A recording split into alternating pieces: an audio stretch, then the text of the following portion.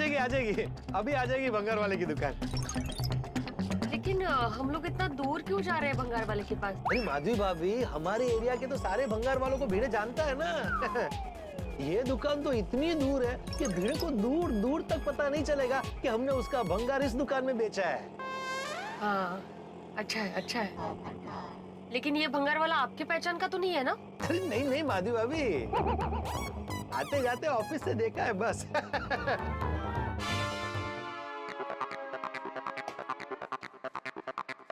आइए आइए, welcome welcome. पोपट भाऊजी?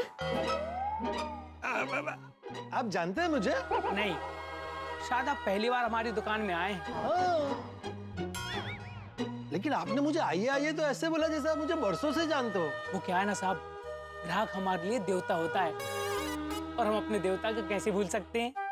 ओह अच्छा अच्छा अच्छा अच्छा, अब हमें ये सामान बेचना है। आप कहाँ से आए? गोकुलधाम सोसाइटी, पाउडर गली। इसका कितना पैसा मिलेगा?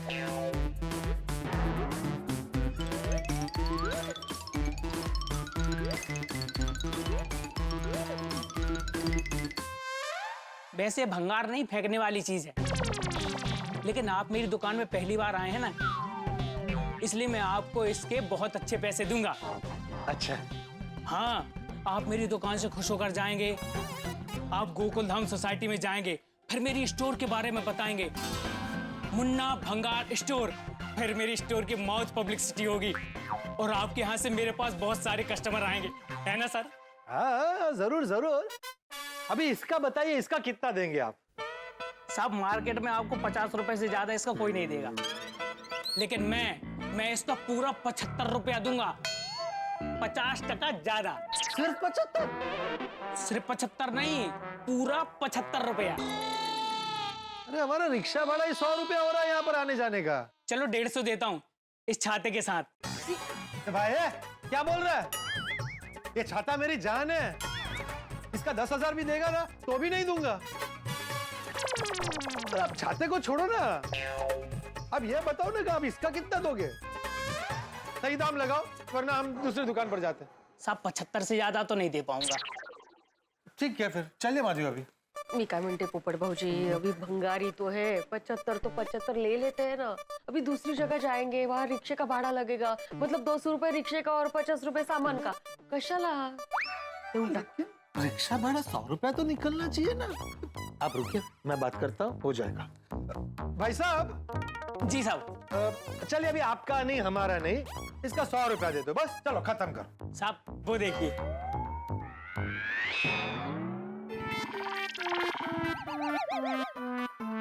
ठीक है दे दो 75।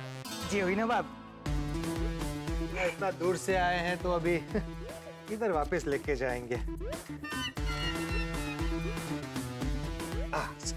70 हुआ। ये लीजिए माधवी भाभी। ओके भैया। माधवी भाभी, एक्चुअली ये भंगार सोसाइटी के बाहर फेंकते तो 25 रुपए बच जाते। ठीक है ना पोपट भाऊजी, रिक्शे वाले के भाग्य में लिखा होगा भाड़ा। हाँ, नहीं भाग्य में जो लिखा होता है वही होता है। भिड़े के भाग्य में लिखा था कि उसका पुराना सामान आज भंगार में बिक जाए तो बिक गया। मी काय म्हणते पोपट भाऊजी, इनको पता नहीं चलना चाहिए कि हमने ये सामान यहाँ बेचा है। क्या है, इनको पता चल गया ना तो ये वापस लेने के लिए आ जाएंगे यहाँ। आप बिल्कुल चिंता मत कीजिए माधवी भाभी, ये राज राज ही रहेगा। आपके और मेरे सिवाय किसी को पता नहीं चलेगा कि ये भंगार हमने यहाँ बेचा है। एक मिनट। हाँ भाई साहब। जी साहब। देखिए वैसे तो ऐसा होगा नहीं, ऐसा होने का ऐसा कोई चांस ही नहीं है, लेकिन फिर भी मैं आपको ऐसा बोल देता हूँ कि अगर ये भंगार का सामान लेने के लिए कोई यहाँ पर आता है तो आप उसे ये सामान मत देना, चाहे कुछ भी हो जाए। ओके माधवी भाभी, अब एकदम रिलैक्स हो जाइए। जीवन में भिड़े ये सामान कभी वापस नहीं देख पाएगा। थैंक यू पोपट भाऊजी, और सॉरी भी। क्या है, इन सब बातों की वजह से ये आपसे नाराज हो गए। अरे आप मेरी चिंता बिल्कुल मत कीजिए, ज्यादा से ज्यादा क्या होगा, 2 दिन के लिए भिड़े नाराज रहेगा, बाद में नॉर्मल हो जाएगा। और अगर वो रूठा रहा तो मुझे पता है उसे कैसे मनाना है। चलिए अब मैं ऑफिस के लिए निकलता हूँ, आप भी घर जाइए। हाँ। मैं रिक्शा के पैसे आपको दे देता हूँ। नहीं नहीं पोपट भाजी, ये है ना मेरे पास। और आते वक्त जो रिक्शे का भाड़ा हुआ है वो मैं पैसे बाद में दे देती हूँ आपको। अरे नहीं नहीं, क्या क्या क्या मनता है तुम्हें। चला चला। अच्छा तानी, अभी इनका मूड कैसा होगा। पोपटलाल, मैं तुम्हें छूटने वाला नहीं हूँ। मेरे पुराने जमाने की यादें भंगार में बेच के आए तुम? नहीं नहीं, जहाँ भी तुमने सामान बेचा है ना, वहां से वो सामान तुम्हें वापस लाना ही होगा।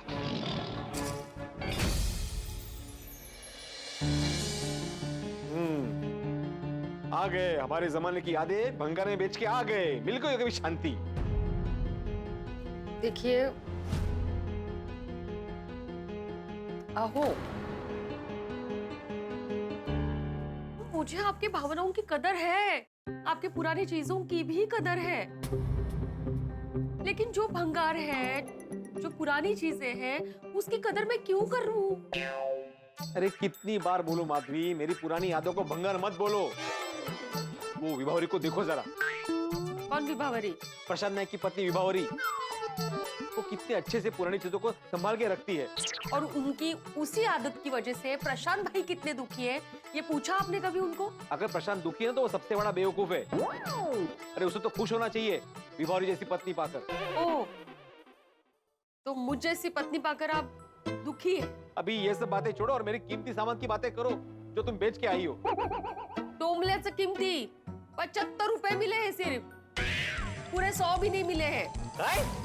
ओके, रिक्शे का भाड़ा भी वसूल नहीं हुआ है। आप ना अभी पुरानी चीजों को भूल जाइए, वो इतिहास बन चुका है। माधवी, तुम्हारे भले इतिहास हो, लेकिन मेरे दिल में हमेशा मेरे पुराने सामान की याद रहेगी। ठीक है, आप अपनी यादों के साथ रहिए, मुझे घर में बहुत काम है। और आपके मन से ये भावनाओं की नदी बह जाए ना, तो मुझे बुलाइए। नहीं बुलाऊंगा। अच्छा, चाय पीनी है आपको? क्यों? अगले 7 दिन तक आपकी चाय बंद, ऐसा तुमने ही कहा था ना? ताता का? अभी घर में जगह हो गई है ना, तो आप पी सकते हैं चाय। नहीं पीनी मुझे चाय। अहो, अभी हमारे यहाँ ना किटी पार्टी है, महिला मंडल आएंगे, उनके सामने ऐसे गोलगप्पे की तरह मुंह फुलाकर आप बैठने वाले हैं, कैसा लगेगा बरो? ठीक है, एक गोलगप्पे जैसा फूला हुआ हूँ मैं लेकर बाहर जाता हूँ। मैं पहले मेरा पुराना सामान गया, मैं भी तो पुराना हो गया हूँ, मैं भी जाता हूँ घर के बाहर। वो आपको घर से बाहर जाने के लिए नहीं बोल रही हूँ मैं सिर्फ ये बोल रही हूँ कि आप ऐसे गुस्से में मत रहिए, थोड़ा हंसकर रहिए। माधवी, मेरा दिल टूटा हुआ है, मैं हंसकर नहीं रह सकता। मेरे से नहीं होगा, मैं जा रहा हूँ सोसाइटी में नीचे, बोला कितनी पार्टी करे जी कर।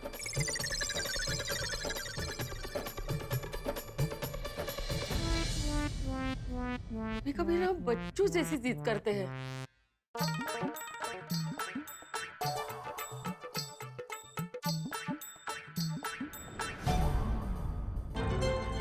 पोपटलाल, ये तुमने ठीक नहीं किया है।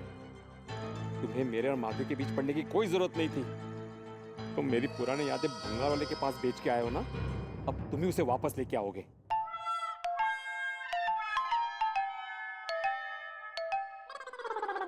भिड़े अंकल, आपका मुंह ऐसे गोलगप्पे की तरह फूला हुआ क्यों है? आप इतना टेंशन में क्यों है? इतना टेंशन में तो मैं अपनी फाइनल एग्जाम में भी नहीं था। क्या हुआ? कुछ नहीं। क्या कुछ नहीं भिड़े अंकल? आपका चेहरा तो देखिए, गुस्से और टेंशन की वजह से तीखी मिर्ची की तरह हो गया है, और आप कह रहे कुछ नहीं। बताइए ना भिड़े अंकल, क्या हुआ है? अरे क्या बताऊं? वही जो दिल में भरकर रखा हुआ है, बता दीजिए। आपको पता है भिड़े अंकल, मेरे पापा कहते हैं हमारा दिल ना अनमोल है, उसमें सिर्फ हंसी और खुशी भरकर रखनी चाहिए, दुख और टेंशन नहीं। तो चलिए, दिल से दुख निकालिए, टेंशन निकालिए और मुझे बताइए क्या हुआ।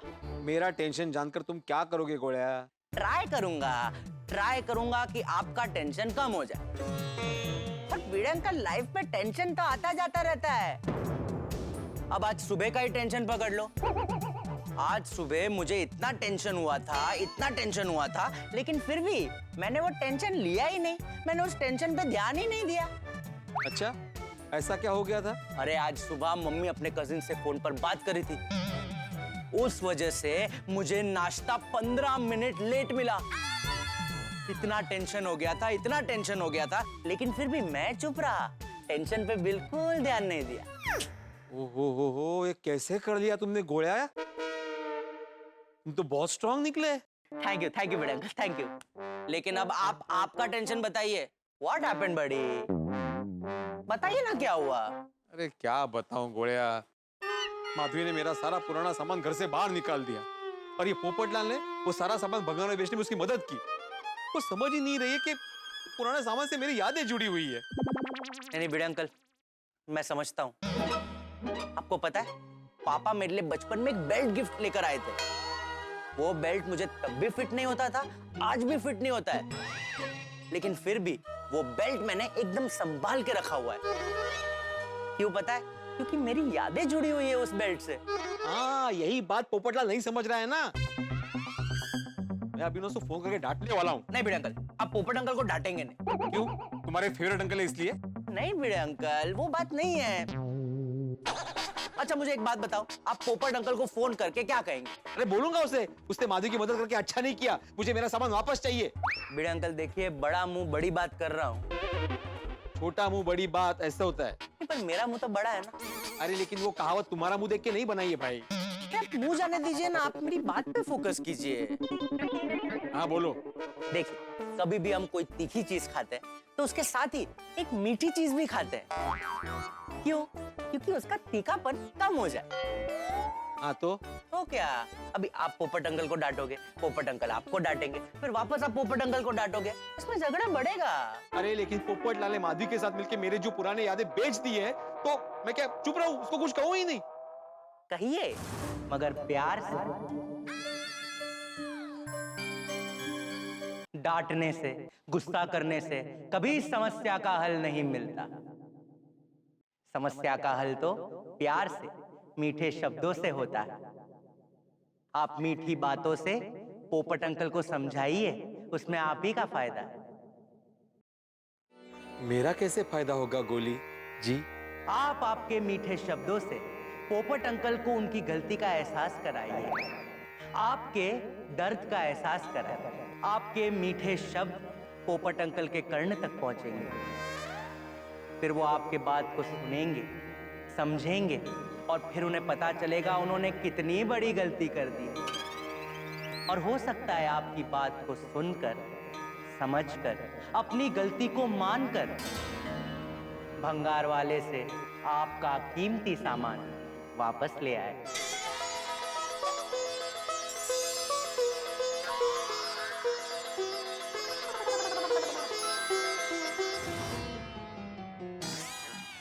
वाह वाह वाह वाह गुलाब कुमार, क्या बात है, क्या सुझाव दिया है तुमने। फिर स्टूडेंट किसका हो? मेरे ही हो। Thank you. अभी मैं पोपटलाल से बात करता हूँ और मीठे शब्दों में बात करता हूँ। गुड, स्पीकर पे रखना। हाँ। भिड़े, इसने पक्का मुझे सुनाने के लिए फोन किया होगा। देख भिड़ा, अगर तूने मुझे सुनाने के लिए, डांटने के लिए या लड़ाई करने के लिए फोन किया है तो मेरे पास बिल्कुल टाइम नहीं है। पोपटलाल, मैंने लड़ाई करने के लिए फोन नहीं किया है भाई, मुझे लड़ाई करनी ही नहीं है। तो क्यों फोन किया है? हाँ पोपटलाल, शांति से मेरी बात सुनो। मान लो तुम्हारी शादी हो चुकी है और तुम्हारी पत्नी जो है। थैंक यू भिड़े, इतनी अच्छी बात करने के लिए। सुनो पूरी बात सुनो। मान लो तुम्हारी शादी हो चुकी है और तुम्हारी पत्नी जो है वो तुम्हारे सारे पुराने छाते उठाकर बाहर फेंकने की बात करती है तो? अरे भिड़े, सबसे पहले तो मेरी पत्नी कभी ऐसा करेगी ही नहीं। और जो बात पॉसिबल नहीं है, काल्पनिक है, उसे छोड़ और मुद्दे की बात कर। अरे मुद्दे की बात ही तो कर रहा हूँ भाई। तुम एक बार मेरी शांति से बात सुनोगे तो तुम्हें पता चल जाएगा मुद्दे की बात क्या है। तो मैं ये बोल रहा था कि मान लो तुम्हारी पत्नी तुम्हारे सारे छाते उठाकर घर के बाहर। अरे भिड़े, तो क्यों मेरे छाते के पीछे पड़ा है? छाते को छोड़ वरना मैं तेरी दुनिया हिला दूंगा। अरे तुम क्या मेरी दुनिया हिलाओगे पोपटलाल? मेरी दुनिया पहले से हिली हुई है। एक बार मेरी छाते की बात तो सुन लो भाई। लगता है तूने टाइम पास करने के लिए फोन किया। तेरे पास फालतू टाइम होगा, मेरे पास फालतू टाइम नहीं है। रख फोन। इसे तो कट कर दिया फोन। कट तो करेंगे ही ना भिड़े अंकल। आपको पता है पोपट अंकल अपने छाते को लेकर इतने टची है, अब फिर भी घड़ी घड़ी छाते का ही टॉपिक निकाल रहे थे। अरे कोई बात नहीं, फिर से ट्राई कीजिए पोपट अंकल को, और इस बार प्लीज कोई और उदाहरण देना प्लीज। हाँ।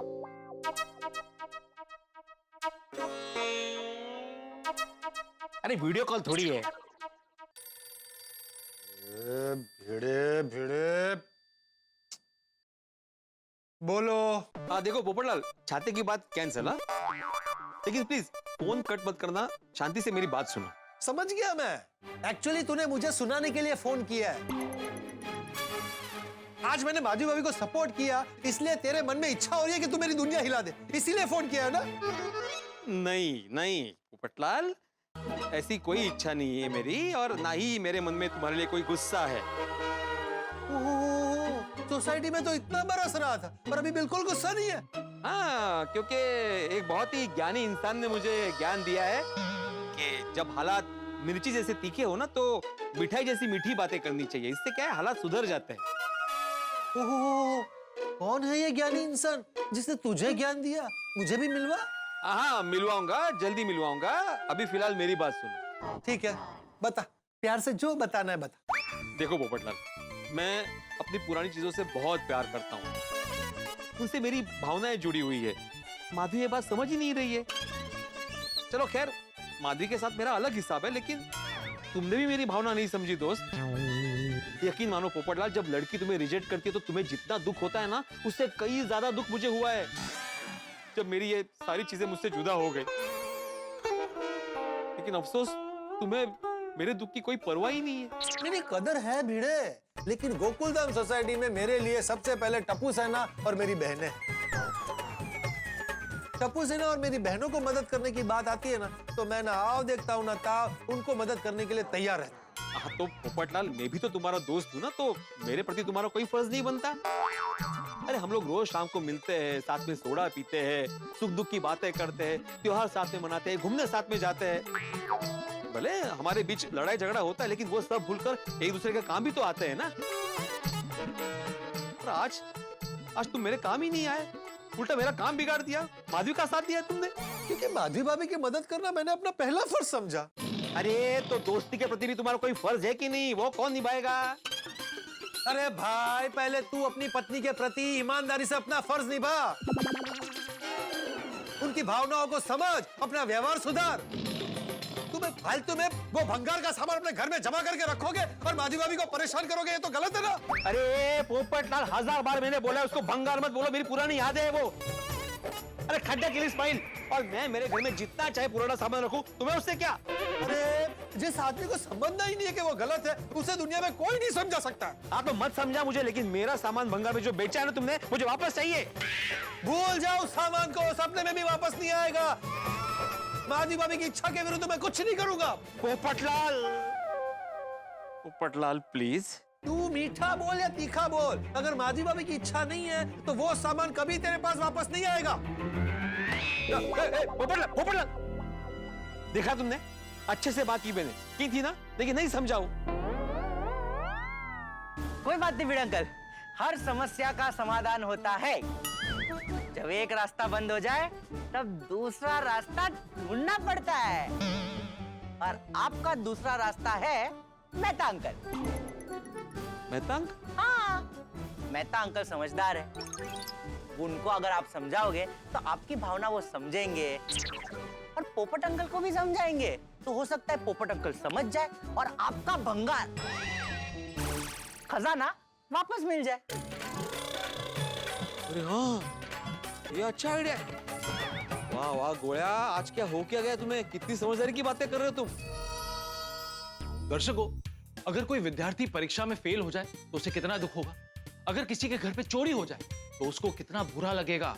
अगर किसी की प्रेमिका उसे छोड़ के चली जाए और किसी दूसरे से शादी कर ले तो उसका क्या हाल होगा? ठीक वैसा ही हाल हमारे भिड़े का है, और इस वक्त भिड़े पोपटलाल पर बहुत गुस्सा है।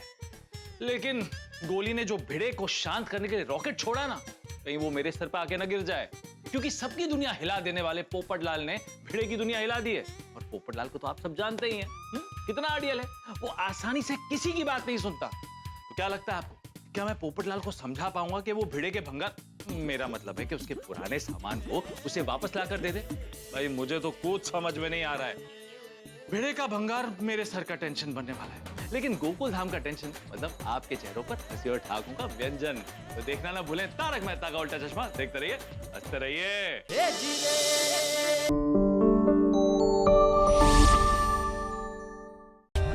For more updates, subscribe to our channel, click the show links and enjoy watching the videos.